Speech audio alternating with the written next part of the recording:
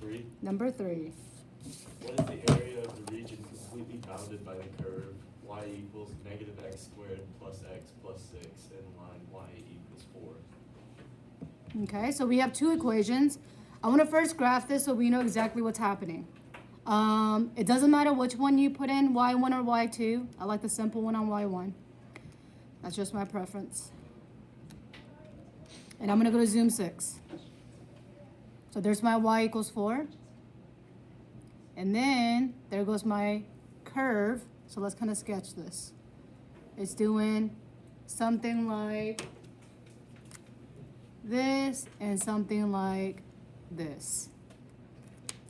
So I'm going to highlight my top one with the blue, the bottom with the pink, and let's shade in right between so we know which part of the area we're solving for. Do we use colors on the AP test? That I'll find out, but I doubt it. All right, can we talk about this first? Goodness. Sorry. Should I make a vertical rectangle or a horizontal rectangle to hit every pink and blue at the same time? Vertical. So we're looking at top minus the bottom. So in this case, we have the area is equal to the integral. Now we also need to figure out where the intersection is. So when I do second calc 5 on my left side, you might be able to tell it's a whole number -1, a whole number 2, but we want to double check. It is at -1. And on the right side, let's see if it is actually 2. And yes, it is. So we have -1 to 2. Top minus the bottom, so top is our parabola. Minus the bottom is just 4. Now, because 4 is just one component, do I really need the parentheses on this one? No, but if that were to say 4x plus whatever, put that in parentheses. And then I have dx. So let's see. When I go to my home screen, how do I call out the integral symbol in the calc? Math 9. And then our bounds are -1 and 2. And then the equation is negative x squared plus the x plus the 6 minus the 4. And then we have dx. How do you do it if you don't have bounds again? Like if you want to... You need to set them equal to each other and factor at some point. Okay. That's one of the ones that I did on the video, I believe 7.2 day 1 or 7.1 day 2. Okay. Okay, we got 4.5. So that would be 4.5. And you're right, I forgot these were multiple choice. I just did the bounded one. That's fine. Okay, go to number 10. Okay, on number 10, Evan, let's read. The area of the region of the first quadrant enclosed by the graph of y equals x, 1 minus x, and the x-axis is. Okay, so let's start by graphing this. Oh, and the x-axis. What is the equation on the x-axis?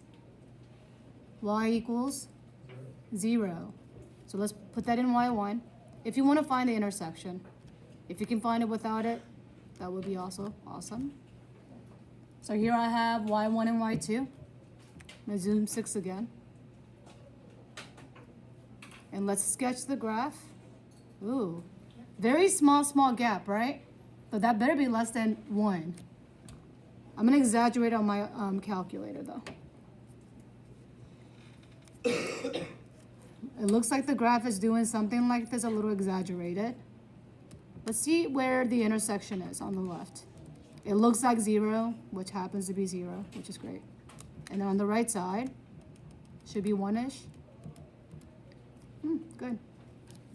So we have top minus the bottom again. Here's my top. Here's my bottom.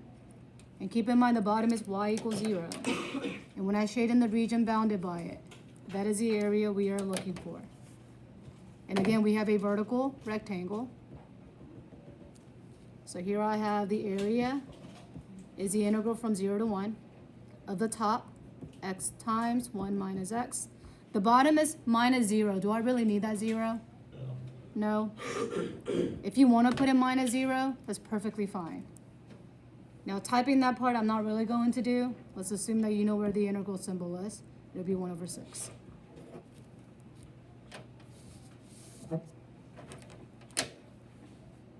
Okay, 16.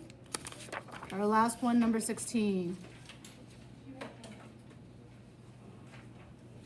Okay, Anna, let's read number 16, please. What is the volume of the solid generated by rotating about the x-axis, the region enclosed by the curve y equals secant of x from the lines x equals 0, y equals 0, and x equals pi over 3? I'm hoping when you were watching the video on, I believe somewhere on page 1, did we all at least do number 4? Yeah. That is the equation of secant, or the graph of a secant, okay? Now let's say you forget, can you just type it in? But if you also forget how to type in the secant, here's a reminder. Secant is reciprocal of what? So you would really write this one as 1/cosine of x. That piece I'm not gonna show, okay? So I'm gonna actually go into sketch this by hand. So we have, here's my axes. And my secant does something like this. And then it says x equals 0. X equals 0 is a vertical line, correct? Yeah? And then we have y equals 0. And then it says x equals pi over 3. Do I really care exactly where the pi over 3 goes? No. All I need to know is that it's going to go to the right of the first vertical line. So here I have 0. Here I have pi over 3. And when I shade in the area by that, we're looking for this area. And I should do top minus the bottom. Here's my top. Here's my bottom. And again, what kind of rectangle am I making? A vertical. So when I do top minus bottom with respect to the x, the equation is going to look like, y'all see this? Okay. We have, now this one is actually generated by what shape? If I were to take this and rotate about the x-axis, a circle. So when I exaggerate my circle, I'm going to say this one is part of my secant. The middle is part of my y equals 0. So it's going to be top minus the bottom. And because it is a circle, hopefully y'all remember the formula. It's going to be pi r squared, but we're going to kick out the pi out of the integral. So here's my pi. They gave us my bound was 0 and pi over 3. And it'll be secant of x. If you want to write minus 0, go for it. You don't have to, but it has to be squared because it's pi r squared for the formula of a circle. And let's actually type this in together because it's going to look a little bit awkward on purpose. Do you see our answers are all in terms of pi? So will it be clever for me to type that in, computing some decimal value? Ignore that piece.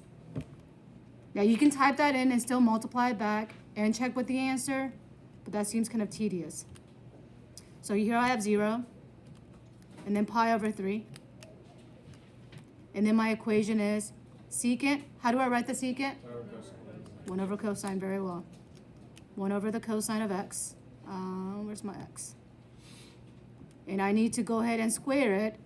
And what's so picky about this one, we need another set of parentheses because we have to control the calculator. So let's see, insert. And then I can put in, delete, insert the square and dx.